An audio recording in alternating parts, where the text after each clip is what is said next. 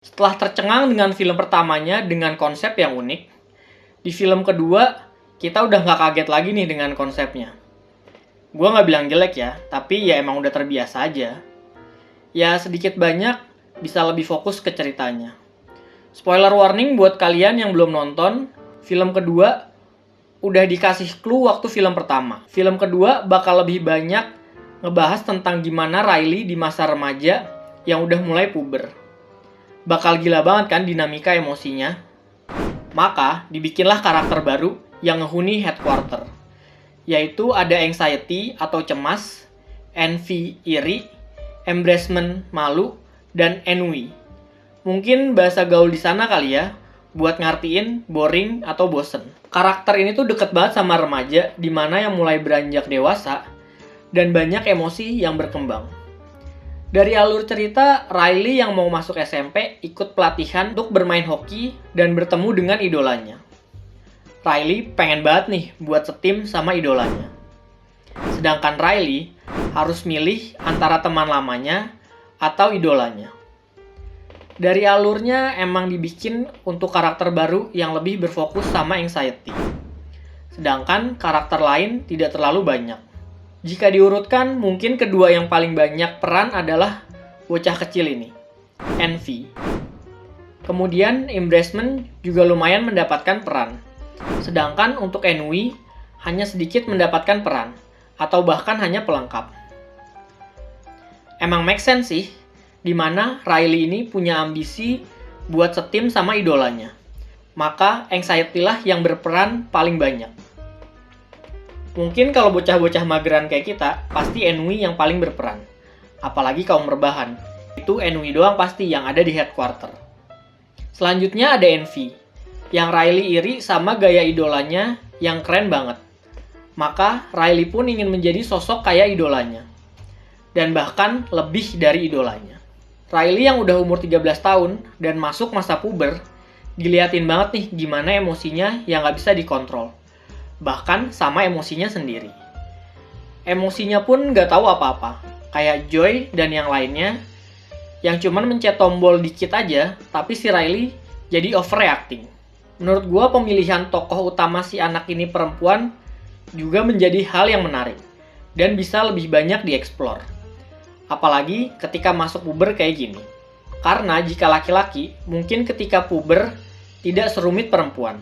Jika perempuan ada perubahan hormon yang setiap bulan terjadi, yang menyebabkan perubahan pada emosi. Pada tahap ini untuk perempuan emang jadi tahap yang krusial dan benar-benar berubah 180 derajat. Dalam video sebelumnya, gue bahas kalau Discuss adalah karakter yang bisa memandu dalam berinteraksi sosial. Dan rasa jijik memandu ketika berinteraksi sosial. Di film pertamanya aja bilang kalau Discuss ini menjaga Riley dari racun, baik itu fisik ataupun sosial.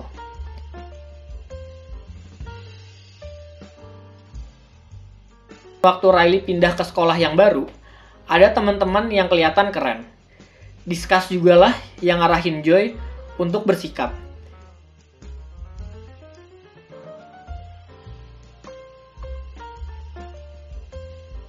Gimana biar orang-orang keren ini suka sama Riley.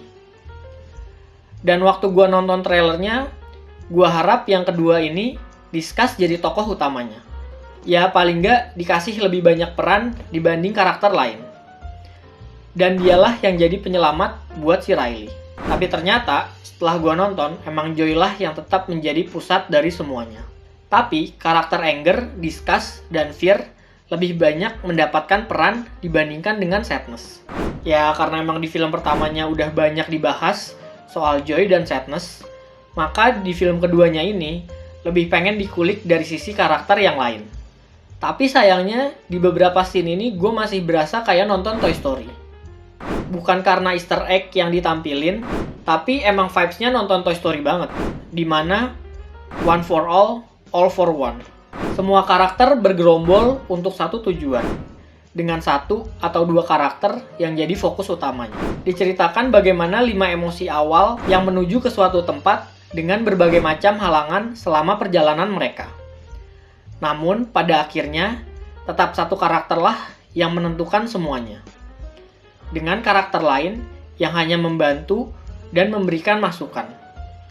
Kalau di Toy Story ada Woody dan Buzz yang menjadi pusatnya, di Inside Out ada Joy, di mana Joy ini yang menjadi ketua dari emosi-emosi yang lainnya, dan dia yang selalu mengambil keputusan untuk emosi yang lainnya. Dan sayangnya karakter lain hanya ngintilin pemimpinnya aja.